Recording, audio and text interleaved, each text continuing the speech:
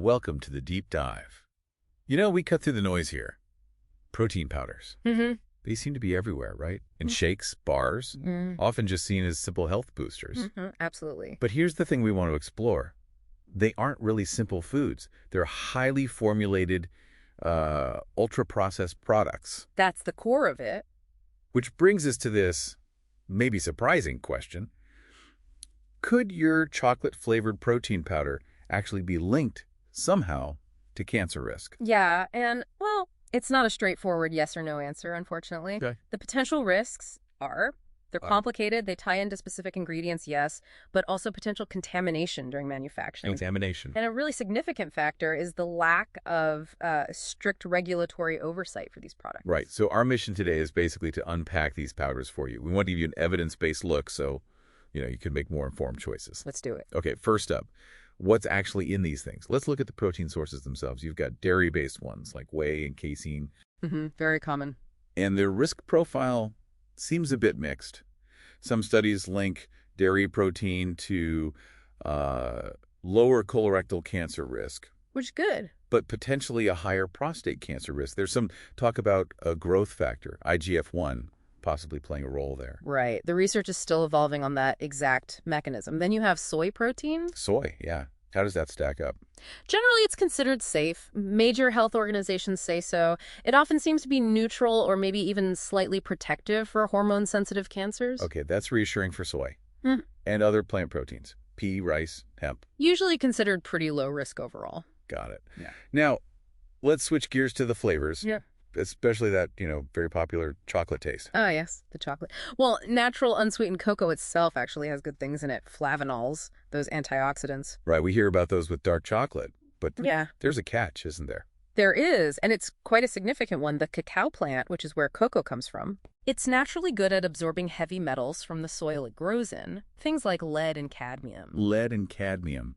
Those sound serious. Aren't they known carcinogens? They absolutely are. And the problem is, these metals can become concentrated in the final cocoa powder used in the protein supplement. Wow. So the sourcing of that cocoa and the testing, Yeah. that becomes incredibly critical. Exactly. Massively important. And quickly, what about natural versus artificial flavors? Does that distinction matter much here? Chemically they can sometimes be almost identical, but seeing either natural flavor or artificial flavor on the label, it's often a flag. A flag for what? That it's a highly processed product, engineered really for maximum palatability to taste really good. Okay. And beyond protein and flavor, sweeteners, that's always a hot topic. Oh, definitely. It's an ongoing debate. Big regulators like the FDA, EFSA in Europe, they generally consider common ones like sucralose and ACE-K to be safe at accepted levels. I sense a but coming. Well, some very large observational studies.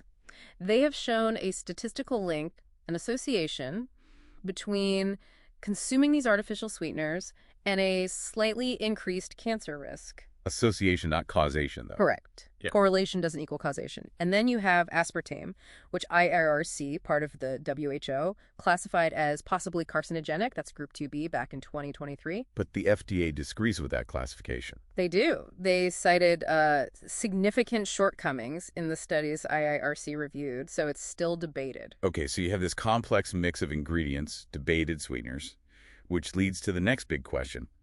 Why is figuring out the safety so, difficult? It really comes down to what you mentioned earlier, that regulatory gap for supplements, particularly in the U.S. Meaning the FDA doesn't approve them for safety or effectiveness before they hit the market. The responsibility lies entirely with the manufacturer to ensure their product is safe. So the burden is on them, not the regulator beforehand.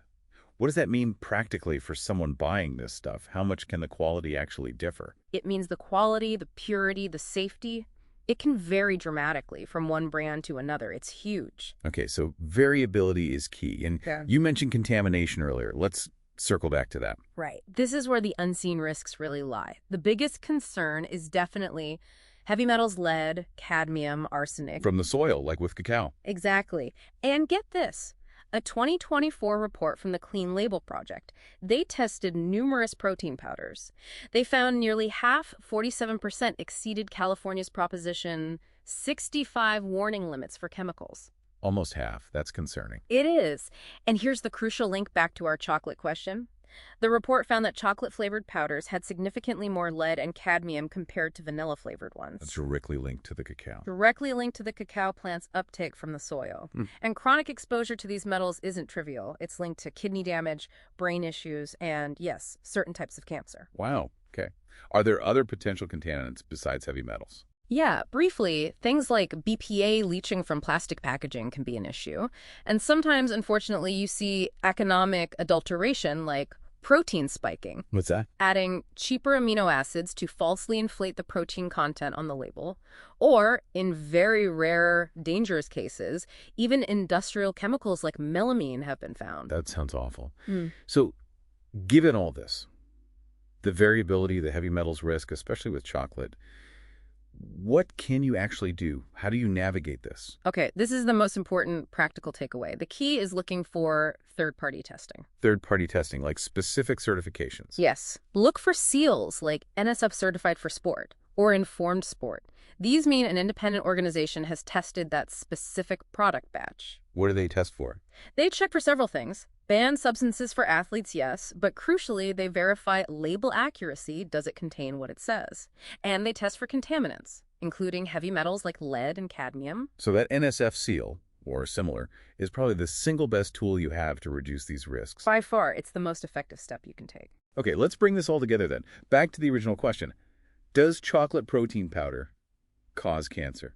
Based on the direct evidence, no. There isn't proof that the chocolate taste itself is the carcinogenic factor. But the risks are real, just maybe not in the way people first think. Exactly. The real risks, as we've discussed, are 1. Potential contamination with heavy metals like lead and cadmium, which are carcinogenic, and this risk seems higher in chocolate flavors due to the cacao. Okay, risk 1. Yeah? Contaminants. 2. The fact that it's an ultra-processed food, high intake of ultra-processed foods in general, is linked to unhealthy dietary patterns, obesity, and obesity is a major risk factor for many cancers. Right, the bigger dietary picture. And 3, that lack of pre-market FDA approval, which just leads to that huge variation in quality and safety we talked about. Got it. So let's bullet point the actionable steps for our listeners choosing a powder. What's the checklist? Okay, number 1, absolutely critical, prioritize third-party testing. Look for those seals like NSF Certified for Sport. Number 2. Read the entire ingredient list. Simpler is generally better. Watch out for long lists of fillers, gums, artificial stuff. Makes sense. 3rd. Be mindful of the protein source itself. Plant-based options like soy or pea are generally considered lower risk profiles compared to some aspects of dairy protein. Clearly. Consider the flavor. Given those heavy metal findings, maybe lean towards vanilla or unflavored options, especially if you use protein powder very frequently. It might be a lower risk choice regarding lead and cadmium. Interesting point about flavor choice as risk mitigation. And finally, Do a little research on the brand itself. Look for companies that are transparent, seem reputable, and maybe even publish their testing results. excellent summary. So it's about being a more discerning consumer. Absolutely. Really understanding the journey of these supplements, from the soil where the plant grew all the way to the scoop in your shaker, it just highlights how important it is to ask these critical questions. It really does. And it leaves you thinking, when we opt for convenience, like a quick protein powder, are we always fully aware of the hidden complexities? What really stands out to you about how these heavily formulated yet often loosely regulated products sit right next to carefully regulated foods on our shelves?